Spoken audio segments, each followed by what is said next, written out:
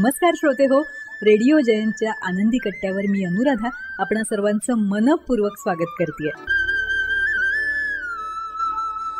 श्रोते हो, ज्या भूमीत आपला जन्म होतो, जिथे आपण रुजतो वाढतो, तिथल्या संस्कृती आणि परंपरा आपण जपतो, तेव्हा त्या संस्कृती परंपरांविषयी, आपल्या भूमीविषयी, आपल्या मातीविषयी एक वेगळीच अशी ओढ असते आपल्या प्रत्येकाच्या मनात. साधं आपल्या घराचंच उदाहरण घ्या ना, की जेव्हा आपण कुठे गावाला जातो, ट्रिपला जातो, तेव्हा तिथेही एन्जॉय करतो, पण एक साधारण 3-4 दिवसानंतर आपल्याला आपल्या घराची आठवण यायला लागते, घराची ओढ वाटायला लागते, तिथल्या वातावरणात जावंसं वाटायला लागतं. श्रोते हो, हीच आपल्या भूमीची, मातीची, घराची ओढ, तिथल्या संस्कृतीची ओढ, तिथल्या परंपरांची ओढ आपलं मानसिक स्वास्थ्य टिकवायला सुद्धा फार कारणीभूत ठरत असते. कारण तिथे एक आपल्याला आनंद, समाधान आणि शांतता मिळत असते. अशाच आशयाची एक फार छान पोस्ट वाचनात आली. मंगला खानोलकर यांनी त्यांच्या मुलीकडे परदेशी वास्तव्याचा अनुभव फार सुंदर शब्दात लिहिला आणि त्याचबरोबर अधोरेखित केली आहे ती आपल्या मायभूमीची ओढ. फार छान लिहिलं आहे त्यांनी आणि म्हणूनच आजच्या आनंदी कट्ट्यावरून तुमच्याशी सुद्धा त्यांचा हा अतिशय सुंदर विचार शेअर करावा असं वाटतोय. ऐकूया. आम्ही आमची अगदी पहिली अमेरिकेची ट्रिप संपवून परत निघालो होतो. आमच्या विमानानं अटलांटा विमानतळावरून उड्डाण केलं आणि मी सीटच्या पाठीवर मान टाकून डोळे घट्ट मिटून घेतले. क्षणभर प्रचंड एकटेपणानं मन झाकोळल्यासारखं झालं. इतका वेळ विमानात चढण्याच्या, सामान ठेवण्याच्या गडबडीतही आता विमानतळावरून परत आपल्या घरी निघालेल्या मुलीचं, जावयाचं आणि नातवंडाचं अस्तित्व मनाला जाणवत होतं. आपण इथे आत असलो तरी बाहेर आपली प्रेमाची माणसं आहेत ही जाणीव मनाला दिलासा देत होती. पण विमान आकाशात झेपावलं आणि पोटात एकदम खड्डा पडला. मुली दूर राहिल्या, नातवंड बघता बघता लांब गेली आणि आता आपण एकटेच या कल्पनेनं काळजात अगदी तुटल्यासारखं झालं. खरं तर मी एकटी अगदीच नव्हते, माझ्या जन्माचा जोडीदार माझ्याबरोबर होताच की. तरीसुद्धा एका विचित्र अशा एकटेपणाच्या भावनेनं मनाला घेरून टाकलं. काही वेळ मी तशीच डोळे मिटून पडून राहिले. डोळ्यांच्या कडातून अलगद अश्रू ओघळत होते. मनात आठवणींची गर्दी झाली होती. गेल्या 6 महिन्यात मुली, जावई, नातवंड यांच्या सहवासात घालवलेला प्रत्येक क्षण ताजा होता. अमेरिकेतल्या मुक्कामात मुली म्हणत होत्या, आई बाबा आम्ही दोघी इथेच आहोत, तेव्हा भारतात परत गेल्यानंतर सगळी आवरावर करा, व्हीआरएस घ्या आणि इथेच या तुम्ही कायमचे राहायला. पण अमेरिकेत सुबत्ता, सुखसोयी, मुलाबाळांचा सहवास हे सारं असलं ना, तरी शेवटी आम्हाला आपल्या देशाची खूप आठवण यायला लागली होती. आमचं घर, नोकरी, मित्रमंडळी, नातेवाईक एवढंच नाही तर आमच्याकडे काम करणारी लक्ष्मी, दूधवाला मुलगा, भाजीवाला पोरगा सगळ्यांना भेटावं असं वाटत होतं. अमेरिकेत मुली आणि जावई दिवसभर कामात, नातवंडांमध्ये छान वेळ जायचा. अधूनमधून रस्त्यानं सुळकन जाणाऱ्या गाड्या सोडल्या तर दिवसभरात एखादं चिटपाखरूही दिसायचं नाही. सगळीकडे निसर्गाची मुक्त उधळण, शरीरात भिडणारा एक हिमगारवा, कुठेही धुळीचा कण नाही की घाणीचं नावसुद्धा नाही. पण या सगळ्याबरोबरच आसमंतात भरून राहिलेली एक नीरव शांतता. रस्त्यानं माणसं सोडावं पण कुत्रीसुद्धा भुंकत जाताना दिसली नाहीत. संध्याकाळी मुलीबरोबर गाडीतनं बाहेर पडायचो तेव्हा मजा वाटायची. पण रोज जाणार तरी कुठे आणि कोणाकडे? मग उगीचच मोठमोठ्या मॉल्समध्ये जायचं, इकडे तिकडे फिरायचं. वाटेत कोणी भेटतंय आणि गप्पा ठोकत उभं राहतोय हे दृश्य नाहीच. बोलायला, प्रश्न विचारायला सेल्सगर्लसुद्धा नाही. आपल्याला हव्या त्या वस्तू उचलायच्या, अगदी दूध, ब्रेड, भाजीपासून ते कपडे, इलेक्ट्रॉनिक्सपर्यंत सगळं, आणि काउंटरवर आणून बिल करायचं. इथल्यासारखं 2 रुपयाचा मसाला घेतानाही घाल रे थोड्या मिरच्या, कोथिंबीर देतोस की गवत, आल्याचा तुकडा घातलास ना, असले निरर्थक प्रश्न नाहीत की उत्तरं नाहीत. मात्र समोर दिसलेली व्यक्ती हसून हाय म्हणणारच, ते ऐकून छान वाटायचं. पण ते फक्त शब्दच. ऐकायला बरं वाटले ना तरी त्यात आपुलकीचा ओलावा आणि भावनेचा थंडावा. त्यामुळं अशा देशात, अशा वातावरणात कायमसाठी राहणं कठीणच होतं. शेवटी आपला देश तो आपला देश. मात्र या क्षणी मला सारखं वाटत होतं की आपण भारतात चाललोय ते नक्की कसल्या ओढीनं? कोणती शक्ती आपल्याला तिथं खेचून नेतीये? तिथे आपल्यासाठी वाट पाहणारं असं कोणीच नाहीये. बोटावर मोजण्या इतके नातेवाईक आहे, पण तेही काळाच्या ओघात नकळत दुरावलेले. त्यांना आमची कधीमधी आठवण येत असेल, पण आमच्याशिवाय ज्यांचं अडणार आहे असं कुणीच नाहीये. मैत्रिणींचा ग्रुप आहे, त्यांना मी आल्याचा आनंदही होईल, पण त्याही शेवटी आपापल्या संसारात गुंतलेल्या आणि गोतावळ्यात बुडालेल्या. त्यांना असं काय फरक पडणार आहे माझ्या असण्यानं किंवा नसण्यानं? मग मी कशासाठी परत निघाले? शेवटी माझा देश म्हणजे नक्की काय? मग पुढे मागे यायचंच का अमेरिकेतच, कायम मुलींकडे राहायला? मात्र या प्रश्नाचं उत्तर ना होकारार्थी येत नव्हतं. इतक्यात एक्सक्यूज मी हे गोड शब्द माझ्या कानावर आले आणि मी डोळे उघडले. हवाई सुंदरी उभी होती, माझ्याकडे सुहास्य वदनानं बघत होती. खरंच हास्य ही संसर्गजन्य गोष्ट आहे नाही? तिचा चेहरा हसरा पाहून मीही हसले. मनावरचं मळब नकळत दूर झालं आणि मग तिनं समोर ठेवलेल्या नाश्त्याचा आस्वाद घेताना माझ्या ह्यांच्याशी गप्पा सुरू झाल्या.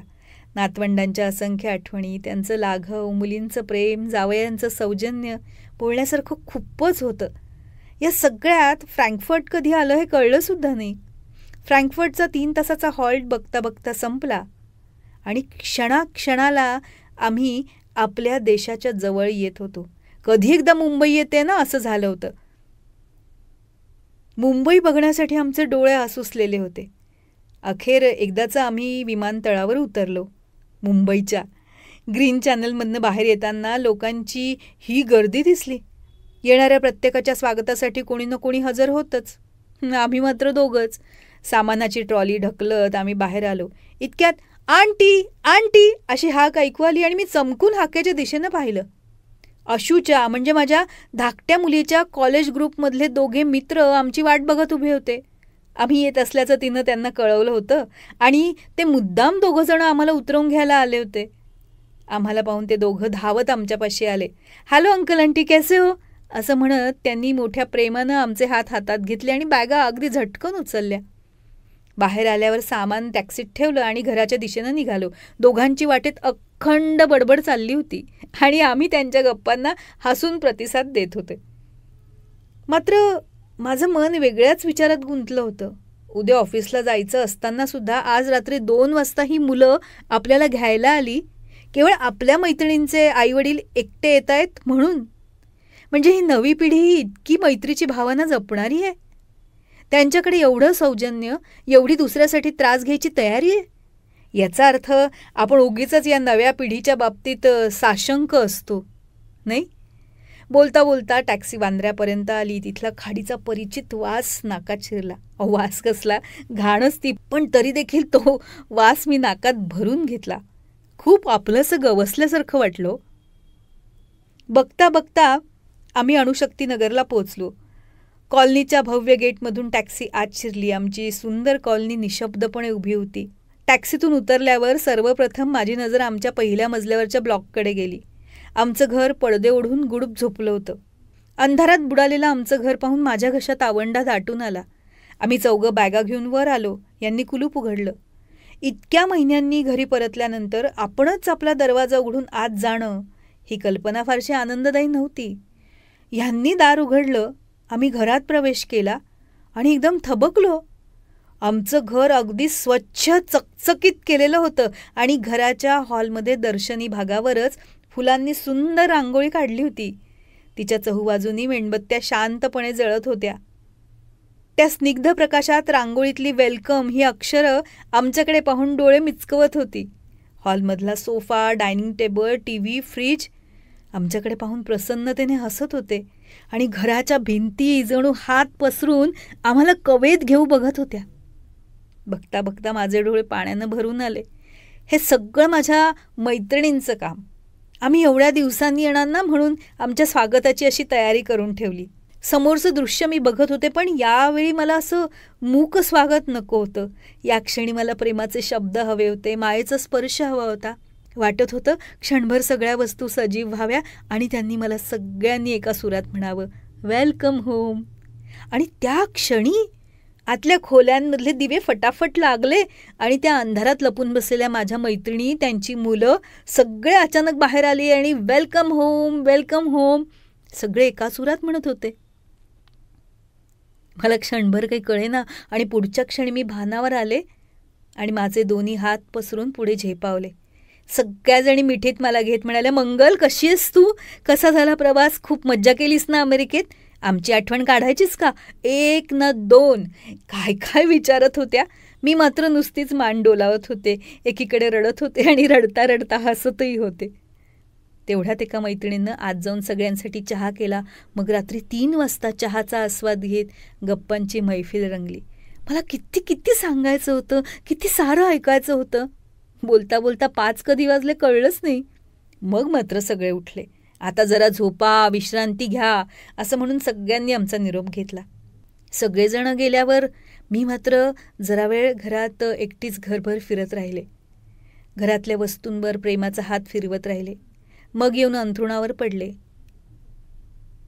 एअरपोर्टवर आम्हाला घ्यायला आलेले अस्मितेचे मित्र, आमचं घर सुंदर सजवून ठेवणाऱ्या माझ्या मैत्रिणी, सर्वांनी आमचं केलेलं मुलखावेगळं स्वागत, त्यामागचं प्रेम, त्यातून डोकावणारी स्नेह, त्यात दडलेली आपुलकी आणि सगळ्याच्या पलीकडची आमची घट्ट मैत्री सारं सारं पुन्हा आठवत होतं. हळूच उठले मी. खिडकीपाशी जाऊन उभी राहिले. बाहेरचा मंद वारा वाहत होता. आमच्या खिडकीसमोरचं मोठं झाड वाऱ्यावर हळुवार डुलत होतं. दूरवरून येणारा फुलांचा सुगंध मनाला भुरळ पाडत होता. तब्बल 6 महिन्यांनी मी आपल्या या देशातली सुंदर पहाट बघत होते. आपला देश म्हणजे नक्की काय हे मला आत्ता उमजत होतं. घर जसं नुसत्या 4 भिंतींनी बनत नाही ना, तसं देशही काही नुसती तिथली माती, पर्वत, नद्या यांनी बनत नाही. त्या मातीतून आलेले संस्कार, त्या ठिकाणी झालेला आपला जन्म, तिथं गेलेलं आपलं बालपण, तिथे घडलेलं आपलं व्यक्तिमत्व, तिथल्या जमिनीत पेरलेल्या रुजलेल्या असंख्य कडूगोड आठवणी, ह्या सगळ्यांमुळे एखादा देश आपला बनतो. म्हणजेच मला जन्म देणाऱ्या, मला घडवणाऱ्या, मला आपलं मानणाऱ्या प्रत्येक व्यक्तीचा या भावनेत महत्त्वाचा सहभाग आहे. किंबहुना माझा देश ही जी भावना माझ्या मनात खोलवर रुजली आहे, ती माझ्यावर प्रेम करणाऱ्या आणि मी ज्यांच्यामध्ये भावनिकदृष्ट्या गुंतले अशा सर्व व्यक्तींमुळेच. आता मला कळलं, प्रेमाची शक्तीच होती मला इथे जी खेचून आणत होती. माझ्या देशात, माझ्या मातीत, माझ्या घरट्यात परतायची ओढ मला का लागली होती, या प्रश्नाचं उत्तर मला जणू आता मिळालं होतं. तेव्हा श्रोते हो, हा होता आनंदी कट्ट्यावरचा आजचा सुंदर विचार. तुम्हाला तो कसा वाटला याविषयीची तुमची कमेंट बॉक्समध्ये नक्की लिहा. आणि त्याचबरोबर रेडिओ जयंतचे दर्जेदार कार्यक्रम ऐकण्यासाठी रेडिओ जयंत लाईक करा, शेअर करा आणि सबस्क्राईब करा. रेडिओ जयंतचं सबस्क्रिप्शन फ्री आहे. आणि त्याचबरोबर नोटिफिकेशनसाठी बेल आयकॉनवर क्लिक करायला सुद्धा विसरू नका.